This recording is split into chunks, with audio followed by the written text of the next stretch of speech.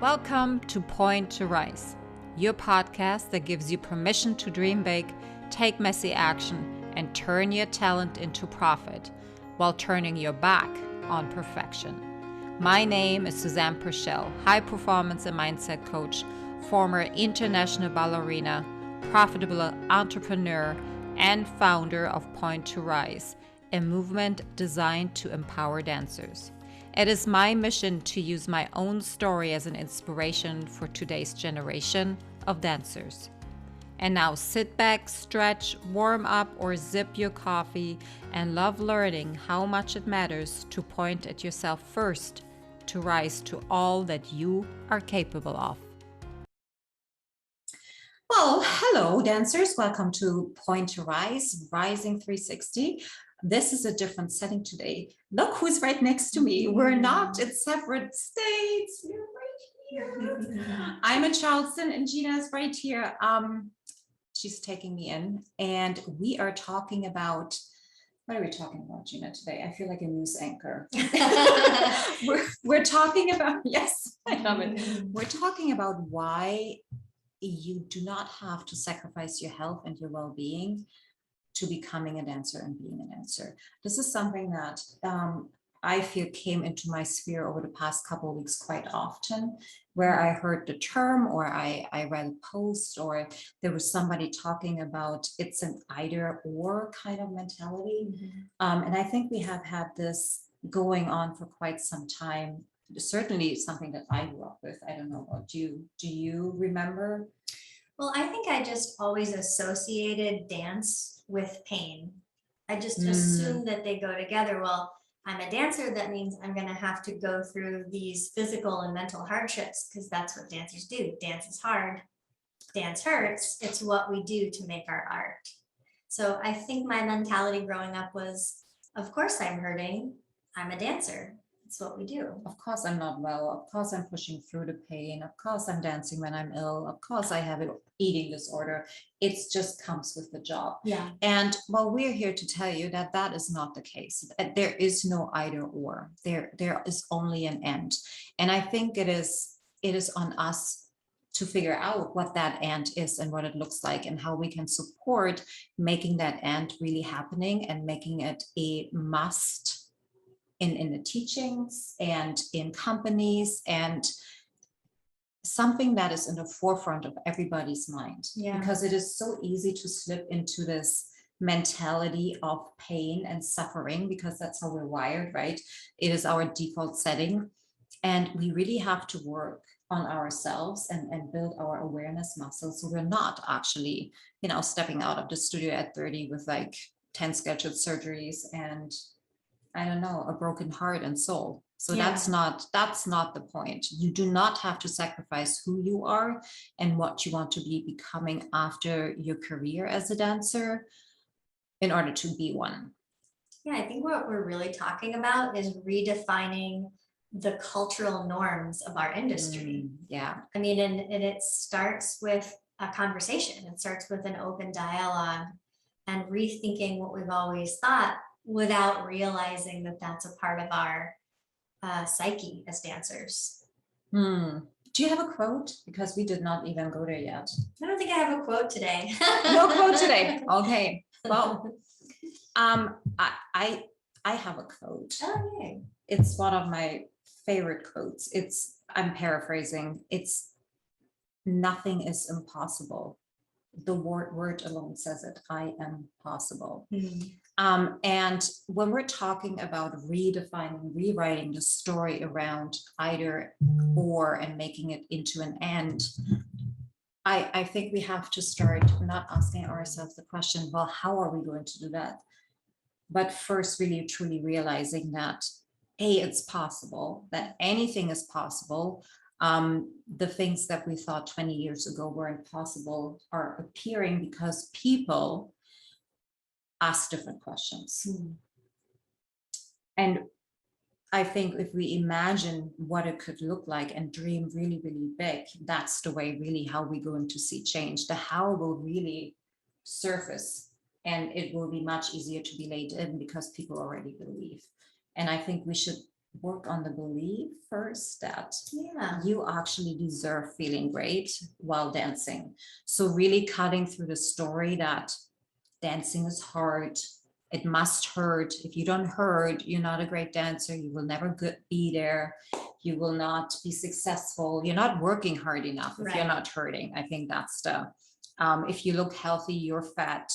All of these stories that have been carried over from generation to generation.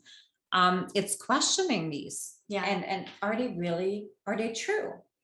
It's almost like, in a way of an analogy, like wearing a pair of glasses. It's a set of, it's a lens through which you look at everything. So glasses can make things look big or small, or if they're tinted, they can make everything rose colored, right? So what we're talking about is taking off the glasses that our industry has had on for 50, 60 years, and putting on new glasses with a fresh perspective that reframes what we think about when we think of dancer health and dancer wellness and what it means to work as a dancer.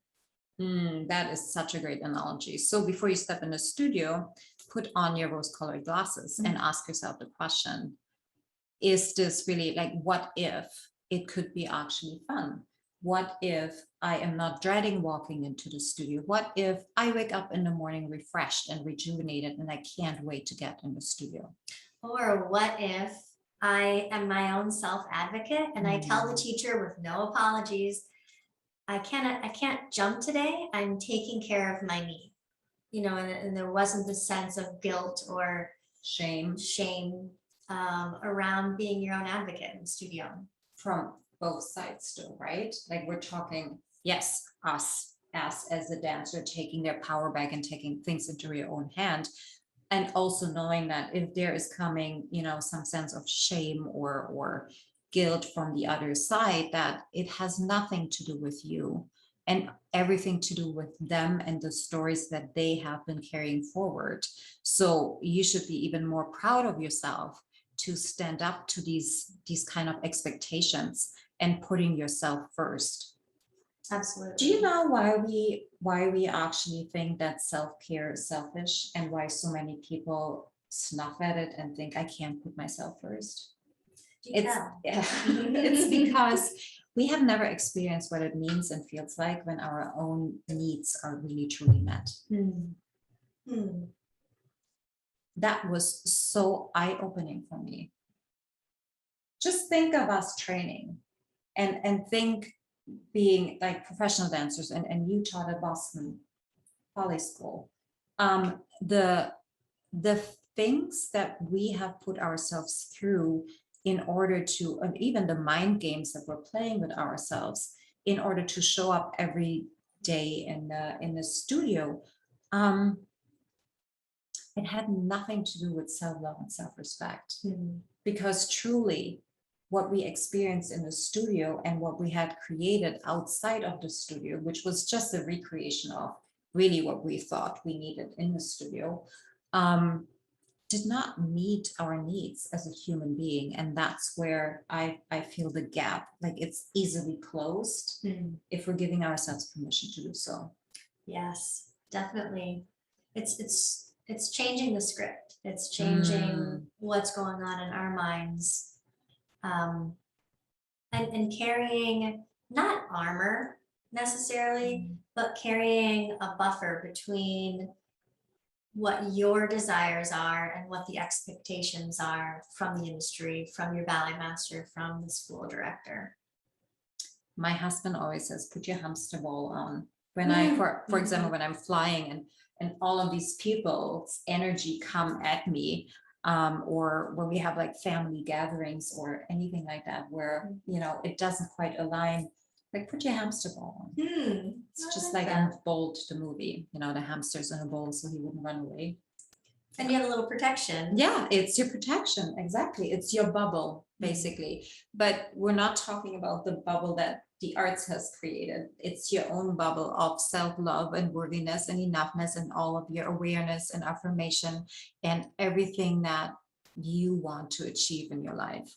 And that starts to seep out in the way you show your artistry. If you're coming from a place of self-worth and you've taken care of your holistic needs, you're so much more of a force as an artist and things flow. I think an audience, I think an artistic director can tell when you're coming from a place of fear and lack and please, is this okay? Yeah. So I think it's not just our mental and physical health, it also affects our artistry in the way we show up as dancers. Oh, 100%, 1000%. And I don't think we're paying enough attention to that part.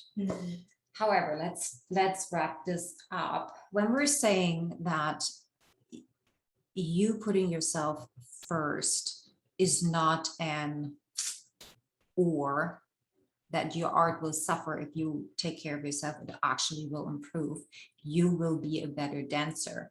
What does that mean? Like what are the first steps? What could they do? Because let's assume they're listening to this podcast and they're lying on the floor and warming up right now at this point. What kind of tip could we give them where they could start? I think just reminding yourself of your worth and how it is independent of other people's perception of you in the studio that day. Like just a healthy separation between those two things. Because I think oftentimes dancers feel our worth reflected in the attention that we get from the teacher or the director or the ballet mistress. So establishing some safe space in between our worthiness and what's reflected back to us by those in a position of power in the ballet world, dance world. And can I just, that is really hard. Like it really requires, I'm still struggling with that. Even in a fitness studio, if I don't get a good Susanne, it's like, oh, okay, everybody else did. But you know what I mean? Like it was so ingrained in us. So I think you get to that point for sure. That's a daily journey. That is an hourly journey. I actually would say it's something that I would say more important right now if you really want to get to that point where your hamster ball is bulletproof and anything that's coming in is just gonna bounce off of it. That the tools that we're talking about in other episodes, the tools that Gina shares in her Instagram and will soon share in her book, these are the things that are so important to implement every day and make it a priority to journal in the morning, to get up half an hour and not to scroll on Instagram or Facebook and see what everybody else is doing, but taking care of you and always checking in hourly, actually, what do I need right now? Like, how can I either improve my state that I'm in? How can I raise my vibration? Or how can I stay here right now? Like what is coming up? And that just alone, that switch takes a lot of energy and discipline too. It does. Like anything worthwhile, it doesn't happen right away. It's something that we have to foster, something that we have to build, an awareness that we have to gain, and then there's ground that we can gain after gaining the awareness. But it's definitely worthwhile. Oh, I don't know if I ever, I think I said it on the series, but if I would have had the tools that we're talking about right now, I would have been a completely different dancer. My body had everything. My mind was not there. And that was the reason why I only could get to a certain point. And that's why we're talking. And that's why we're talking. Yes, because we want you to tap into your full potential. We don't want you to have that regret at the end of your career and learning at 35 or 40 that, oh my gosh, if I had this back when I was 18, 20, I could have been in the spotlight where I really wanted to be, I don't know what you're talking about, 35 or 40. Do you mean 25 or 30? Yeah, totally. 29. No, but yes, we're rising 360. We're helping you by discussing the tools that can help you to rise, that can help you to focus on your holistic health from a 360 perspective. We're here to serve you. And on that note, we really invite your feedback and your comments, and tell us what you want to hear about, what topics would really help you, because we're here to serve you. Thank you, Gina. I love that. Well, high five. And we're sending you so much love. Oh, do you hear that? We're sending you so much love.